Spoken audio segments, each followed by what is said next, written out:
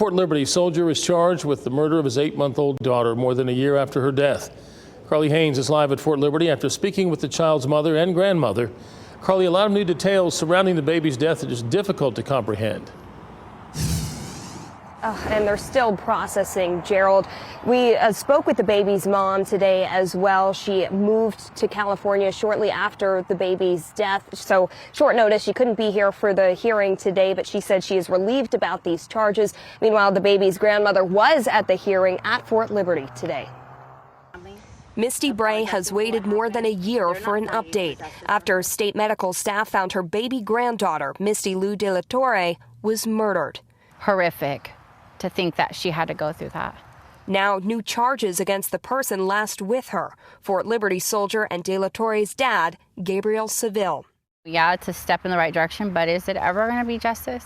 He faces unpremeditated murder and involuntary manslaughter charges.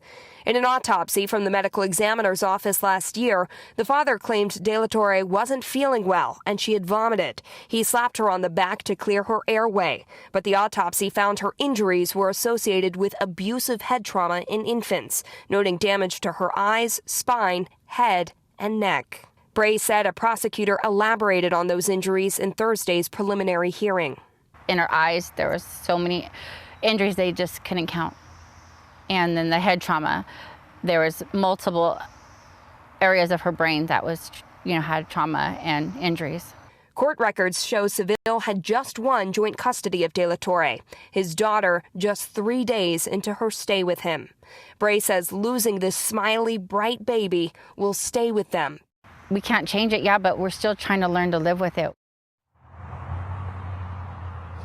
And Bray said Ceville also faces a domestic violence charge against another one of his children. Carly Haynes, WRAL News, live at Fort Liberty.